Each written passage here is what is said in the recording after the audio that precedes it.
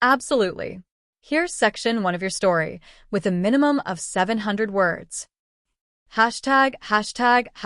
Section 1. The Outcast in the Stars. Alex Mercer sat quietly at the back of the Galactic Interspecies Academy's auditorium, his posture upright but his eyes lowered, pretending to focus on his datapad. Around him, the room buzzed with conversations in dozens of languages, spoken, clicked, chirped, or even transmitted telepathically. Yet Alex, the only human in his class, remained an island of silence. He was used to it by now.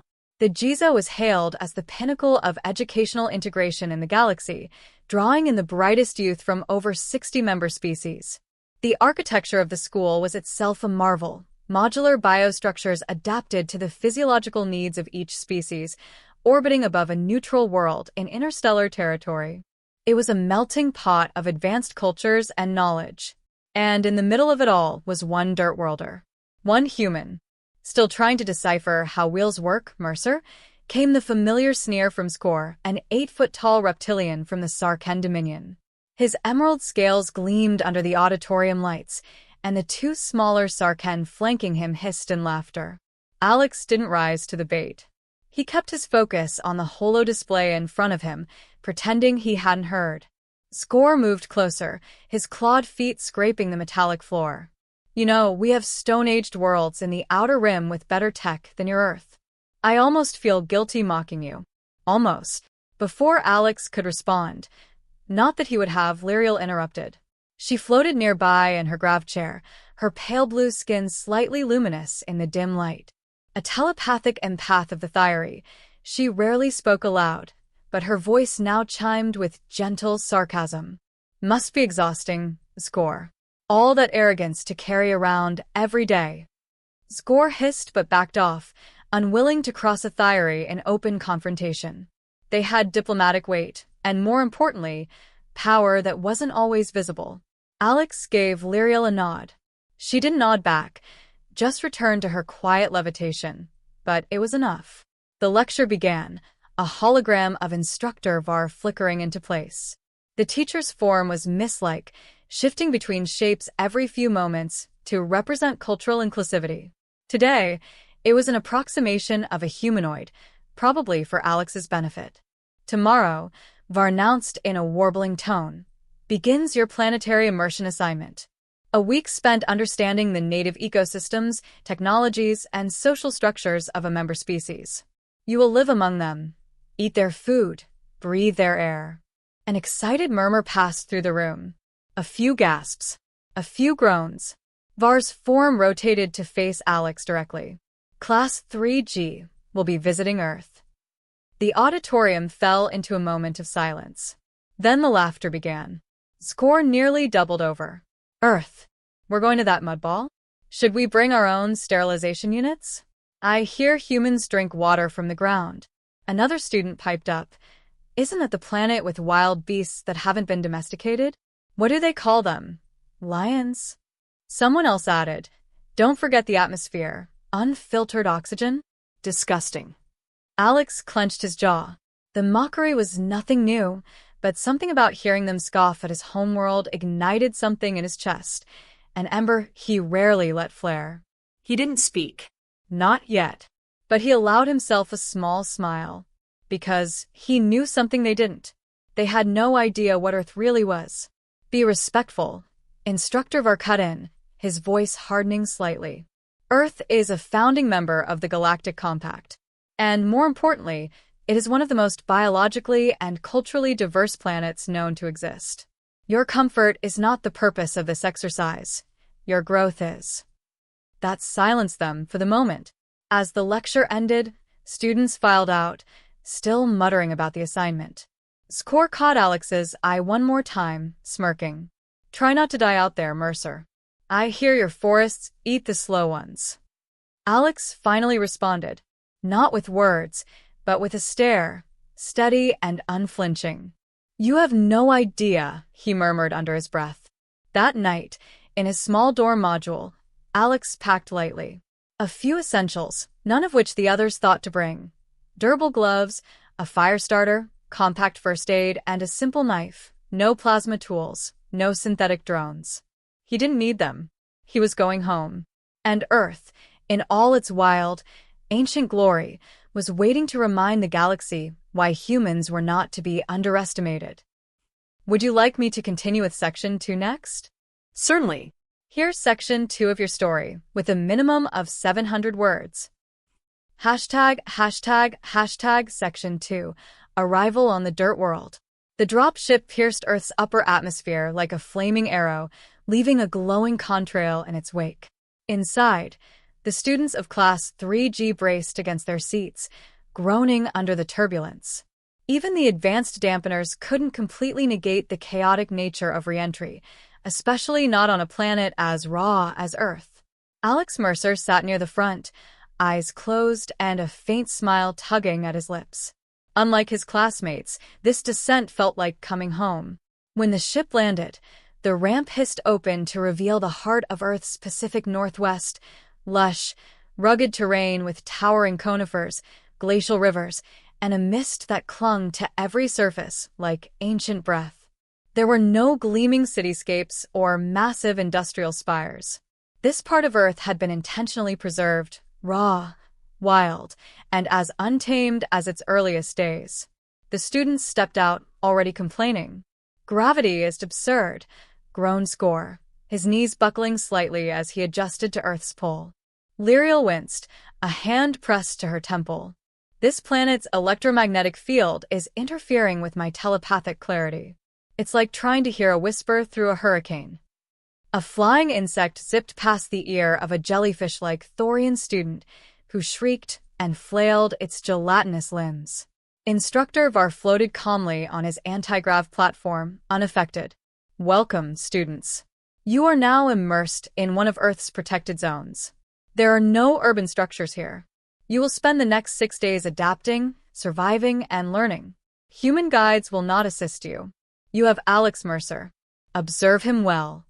Score scoffed. "You expect him to guide us? Please." Alex stepped forward, his boots crunching on the pine needles below. He looked up at the canopy, then down at the uneven terrain. "First rule of Earth," he said evenly. "This planet doesn't care about your ego. Out here, nature wins if you're stupid." They ignored him at first. It didn't take long for nature to prove his point. Within the first 2 hours, Score's group had wandered off-trail, following a stream that they assumed would lead them to higher ground. Instead, it led to a steep incline and a nest of angry ground wasps. Screams echoed through the trees as the Sarkens sprinted back, swollen welts rising under their scales. Lyriel found herself mentally exhausted after only a short walk. "This place is loud," she admitted. "Not sonically, but emotionally. The life here is so active, so primitive. It's overwhelming." Alex had already set up camp. Using biodegradable fiber ropes, he suspended a tarp between trees and cleared a safe fire pit. The others watched with a mix of confusion and disbelief. "No autoconstructors? No drone assist?" one of the insectoid students asked, antennae twitching. "None needed," Alex said, striking a magnesium rod to ignite dry moss. A small fire crackled to life, sending a thin plume of smoke into the dusk. Score staggered into the clearing, still rubbing a sore spot on his arm. "This place is insane," he growled. "I nearly broke my leg on a rock, and a bird tried to kill me." "It was a squirrel," Alex deadpanned. Score growled. Whatever it was, it had teeth. That night, the group sat huddled around Alex's fire. Most of their tech was limited by local interference, and their personal comfort modules had failed to calibrate. The warmth of real flame drew them together in silence. The sounds of Earth filled the gaps, the hoot of an owl, the distant howl of wolves, the rustle of wind through ancient trees. A low growl echoed from the shadows beyond the clearing. Yellow eyes flashed briefly in the dark. Lyriel tensed. "Something's out there." "It's a cougar," Alex said quietly, standing slowly and reaching for a flare from his pack. "Stay calm." "Cougar," one student squeaked. "A predator," Alex said. "Silent, fast. But not fearless." He cracked the flare, sending a burst of red light and smoke into the air. The eyes vanished. The group exhaled in unison. Score turned to Alex, astonished. You didn't even panic. Alex shrugged. I grew up near here. First time I saw a cougar, I was 10. Learned quick that fear's useful, but panic gets you dead. No one laughed at him this time. The next morning, Alex led the group to a fresh water source. Using basic filtration tools and charcoal, he showed them how to purify it. Then he demonstrated how to read the sun and moss to find cardinal directions. This is ridiculous, Score muttered at one point, panting as he tried to hike a steep incline. Why doesn't your species terraform this place? We did, Alex replied. With blood and bone and fire. We don't conquer the land. We survive it. And in return, it makes us strong. By the third day, the students started asking questions instead of making jokes. Lyriel began documenting Earth's biosystems with real interest. One of the Sarken even tried building his own fire. Unsuccessfully, but without sarcasm. Score still resisted the change, but the cracks were forming. That night, he sat across the fire from Alex, silent for once. He finally muttered, You really think this place made your species strong? Alex tossed another log on the fire. The flames danced in his eyes. I know it did. Would you like to proceed with Section 3 next? Certainly. Here's Section 3 of your story, with a minimum of 700 words. Section 3. Humanity's Legacy of Fire and Blood. The days on Earth passed slowly, each one an unexpected challenge for the students of Class 3G. The wilderness had begun to reveal its dual nature, a cruel teacher, yes, but also one of profound depth. The aliens who had once mocked Earth's primitive ways were now questioning their assumptions, drawn into the planet's strange rhythm. Their discomfort was palpable, but for the first time, they were starting to understand. They were learning, and not just about survival. On the fourth day, Alex took them deeper into the forest, toward an area he had planned to show them. They hiked for hours through dense foliage, the trees towering over them like ancient sentinels. This was a place of deep history, human history. Score, still grumbling about the exertion, couldn't contain his irritation any longer. I still don't understand why we're here. All this walking, all this survival. It's pointless. Your ancestors didn't have to go through this to make their mark. They built empires, Alex. Empires. What's the point of all this primitive nonsense? His tone was dismissive, but there was an underlying frustration that hadn't been there before. Alex didn't respond immediately. Instead, he led them to a clearing where the remains of a stone monument rose out of the earth, cracked, worn by time, but still standing. This was a place of quiet significance, a reminder of human history's darkest and most hopeful moments. This is a battlefield, Alex said, gesturing to the field of broken stones and rusted metal scattered among the grass. A place where humans fought and died, millions of them, over ideals, over freedom, land, and power. They didn't win every battle. They lost wars, but they kept fighting. They kept going. The aliens stood still, absorbing the weight of what Alex had just said. Score sneered, but there was no bite in it. For the first time, he didn't seem so certain of his earlier boasts. Lyriel floated closer, her usual calm demeanor replaced by an odd reverence. You're not ashamed of this? She asked quietly. Of the destruction? Alex looked at her, his face unreadable. No. We didn't create these wars. We didn't create the need to fight them. But we learned from them. The blood spilled here made us who we are today. It's why we fight for freedom, equality, and peace now, even when it's hard. One of the younger students, a green-skinned Kelvash from a low-gravity world, tilted his head in confusion. But surely, your people could have avoided these wars. Why didn't you just? Because we didn't know any better. Alex cut him off gently. We had to learn. We had to make mistakes to grow. We were weak. But over time, we became stronger, not because we never fell, but because we never stopped getting back up. He paused, his voice lowering. That's why we're here now, on this trip, in front of you. Earth survived for a reason. They sat in silence for a while, the weight of Alex's words hanging in the air. The aliens, so proud and superior in their advanced technologies and cultures, were beginning to understand the resilience of the human spirit, not through force, but through sheer determination to survive, to learn, and to improve. The group moved on, following Alex as he led them deeper into the forest. They came to a wide clearing, a place where the trees opened up to reveal a striking view, an overlook above a massive canyon, carved over eons by rivers and glaciers. The natural beauty of Earth's untouched landscapes left the group speechless. But Alex wasn't here to show them beauty alone. He knelt near the edge of the canyon, pulling a small data pad from his pack. He flipped it on and began to search through its stored files.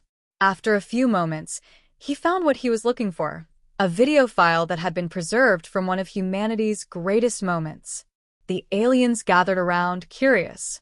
Alex pressed play, and the screen flickered to life, showing black and white footage of a small rocket ship launching from Earth's surface, its engines roaring as it ascended toward the sky. This, Alex said quietly, was our first step into the stars. The Apollo 11 mission.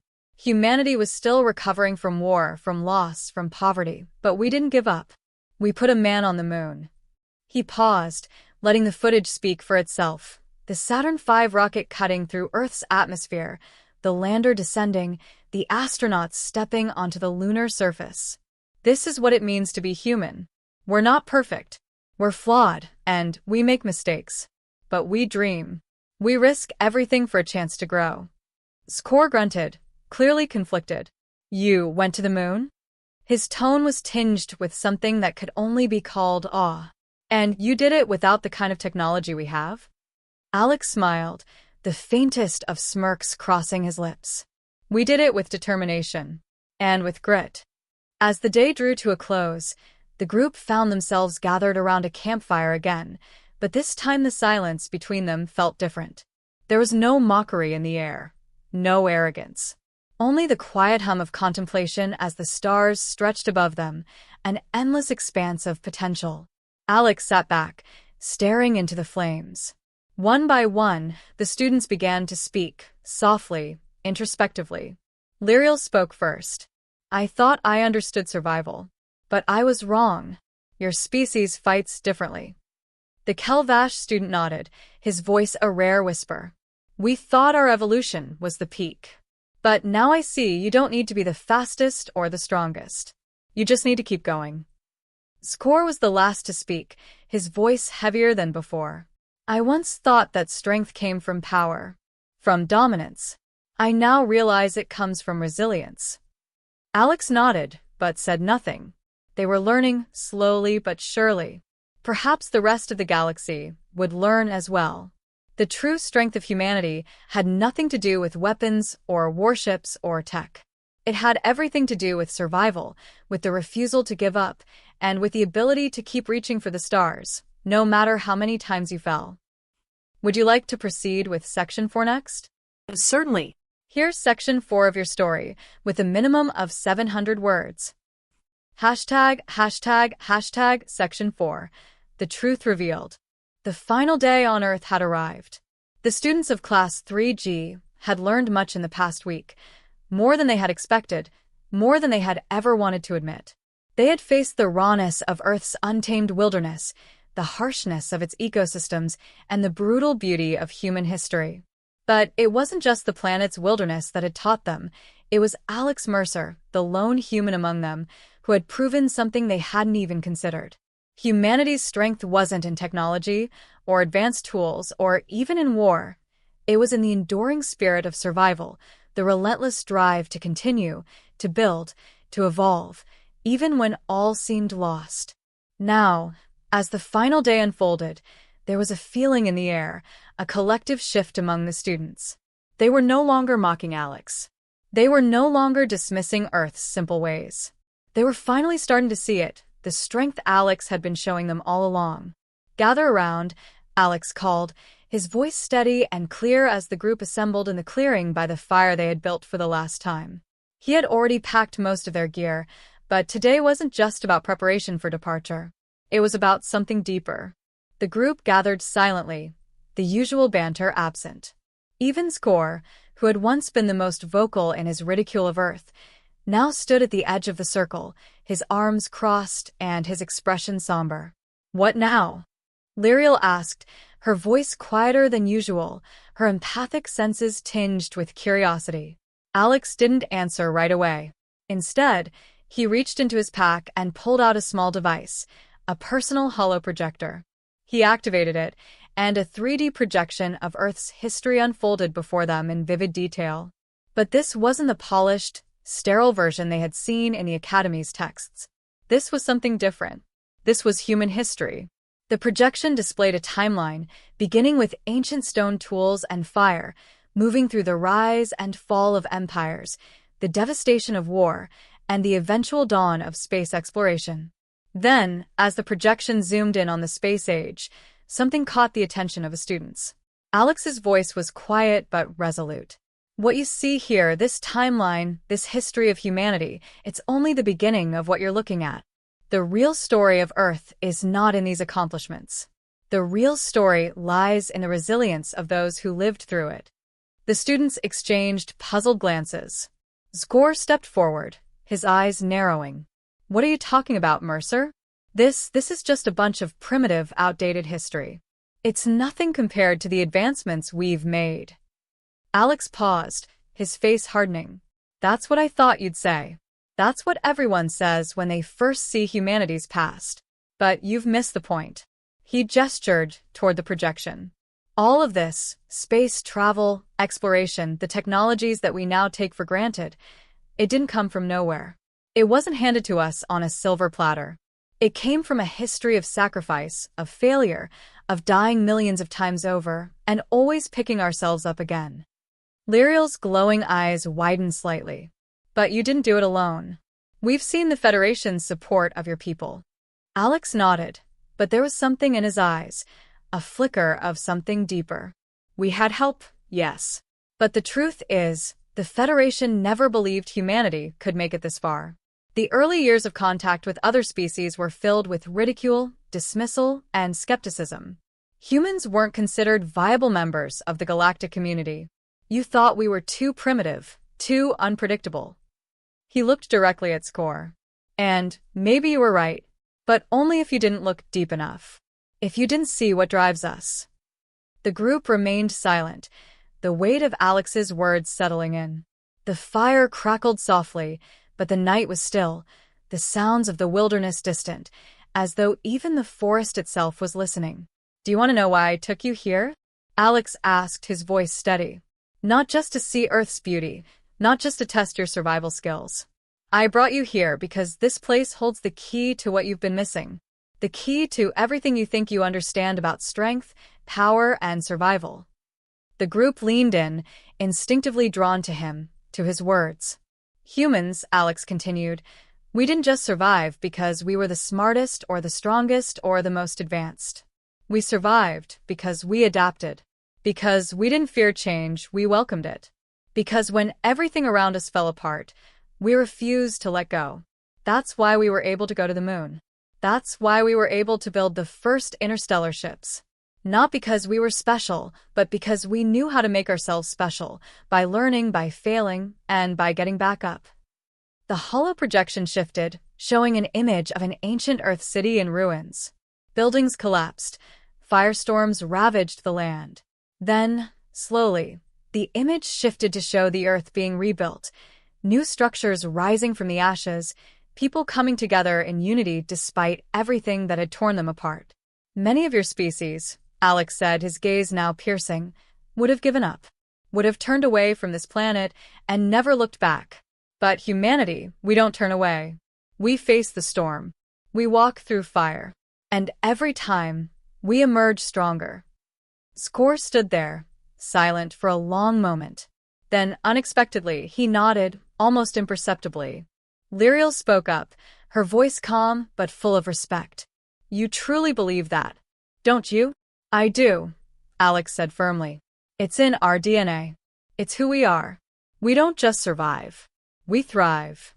The students stood in quiet contemplation, no longer the same group that had first arrived on Earth, mocking the dirt worlder.